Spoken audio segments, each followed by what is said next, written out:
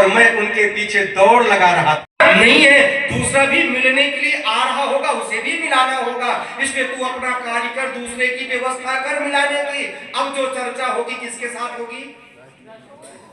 बस ये ठीक है कि ईश्वर तक जाने का रास्ता गुरु बताता है, इसलिए गुरुओं का गुरु परमपिता परमात्मा है, लेकिन उस गुरुओं के गुरु आदि गुरु परमात्मा को छोड़ करके लोगों ने आज लौकिक गुरुओं की पूजाएं प्रारंभ कर दी।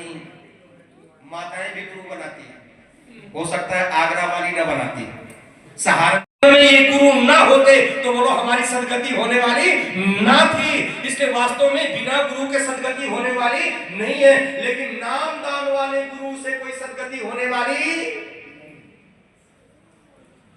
बोले गुरु महिलाएं भी गुरु बनाएंगे। आर्य समाज गुरुडमवाद का खंडन करता है, गुरु का खंडन नहीं करता। इसलिए सत्संग आर्य समाज में होता है और आर्य समाज के सत्संग को पाकर के लोगों ने अपने जीवनों को बदला है। और कैसे स्वामी श्रद्धानंद यदि वास्तव में अमित चंद बंदा बना तो आर्य समाज और ऋषि दयानंद के सत्संग को पाकर के जीवन बदला। ऋषि दयानंद का सत्संग चल रहा है, प्रवचन हो रहा है, अमित चंद आकर के कहते हैं मैं भी स्वामी जी भजन गाना चाहता हूं, और ऋषि दयानंद कहते हैं आओ भजन गाओ। और ऋषि दयानंद के प्रवचन से पूर्व अमित चंद ने भजन गाया और इतना मस्ती भरा भजन गाया, लोग वहां पर जितने भी श्रोता बैठे थे हाथ रख दिया, जब पीठ पर हाथ रख दिया आयोजक खड़े हो गए, बोले आपने क्या किया? इसके विषय में जानते हैं जिस व्यक्ति को मंच में बिठाया है, यहां तक अपनी पत्नी को, घर की लक्ष्मी को पीट करके मायके में छोड़ रखा है, और पत्नी के स्थान पर किसको रखा हुआ है? एक वैश्या को घर में रखा हुआ है। ऐसे पतित व्यक्ति को आपने मंच में बिठा दिया, अरे मंच में बिठा करके भजन भी गवा दिया। लेकिन जो महापुरुष होते हैं वो वाणी से कभी उत्तर नहीं देते, वो तो अपने कर्म से उत्तर देते। ऋषि मौन रहे, के विषय में भी यही सोच लेते, परिवर्तन आने वाला न था। ऋषि दयानंद मौन हो गए, अगले दिन फिर अमित चंद आया। क्यों? क्योंकि साधारण व्यक्ति ने पीठ पर हाथ नहीं रखा है, महर्षि प्रवर देव दयानंद ने हाथ रखा है। और महर्षि प्रवर देव दयानंद कौन है? और उस जादूगर के पास में जो जाता है उस जादूगर का ही होकर के रह जाता है। और ये घटना किसने लिखी है? स्वामी श्रद्धानंद ने कल्याण मार्ग के पथिक में लिखी है। क्यों?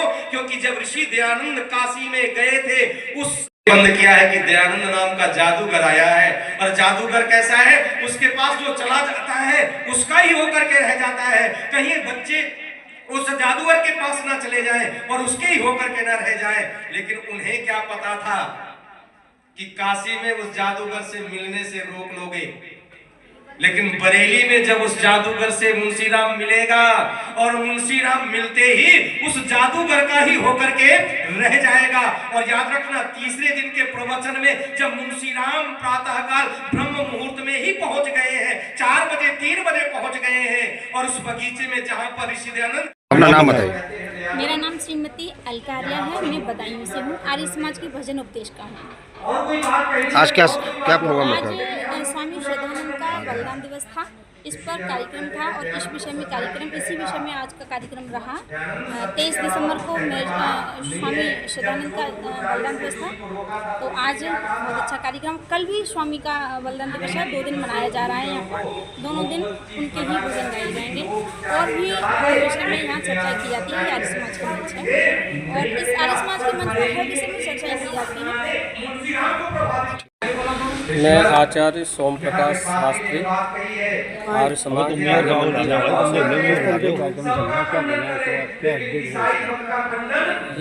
स्वामी श्रद्धानंद का बलिदान दिवस के उपलक्ष्य में ये हर वर्ष की भांति कार्यक्रम मनाया जाता है। स्वामी दयानंद की बड़ी अनुकंपा थी, उन्होंने वेदों के ज्ञान को उनके पूरे हृदय के अंदर उतारा। पहले स्वामी श्रद्धानंद मुंशीराम हुआ करते थे और सारी बुराइयों में फंसे हुए थे, और सारी बुराइयों को दूर करने का जो कार्य किया है वो महर्षि दयानंद ने किया और दयानंद की कृपा से ही स्वामी राम से स्वामी श्रद्धानंद बने और ये श्रद्धानंद बनकर समाज का उत्थान किया, समाज का भला किया। इस प्रकार का कार्य निरंतर आर्य समाज करता रहता है। जगह जगह बस यही बताता है कि केवल आर्य समाज ही सत्संग करता है। इसके अलावा सत्संग लोग करते हैं तो भजन को सत्संग मान लेते हैं या प्रवचन को सत्संग मान लेते हैं।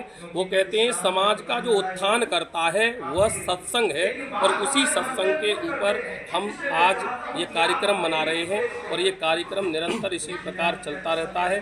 तो हमें भी इन वेदों की ओर लौटकर हमें इस प्रकार का प्रवचन करना चाहिए और समाज के उत्थान के लिए जो बन सकता है, क्योंकि मनुष्य का जन्म ही हमें इसलिए मिला है क्योंकि हम अच्छे कर्मों से इस संस्कार को, समाज को अच्छा बनाने का सदैव कार्य करें।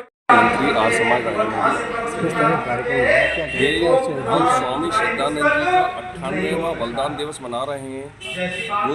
वो शख्सियत हैं जिन्होंने शुद्धि सभा की स्थापना करी, आपका दलित आंदोलन की शुरुआत करी और एक दलितों के लिए बहुत बड़ा योगदान इनके लिए जाता है।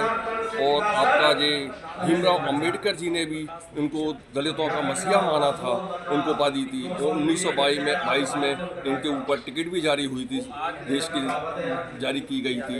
आज हम 198वां बलिदान दिवस मनाने जा रहे हैं और आगे 100वें व्यवस्था की तैयारी है, जो अगले 2 साल बाद इसको और भव्य स्तर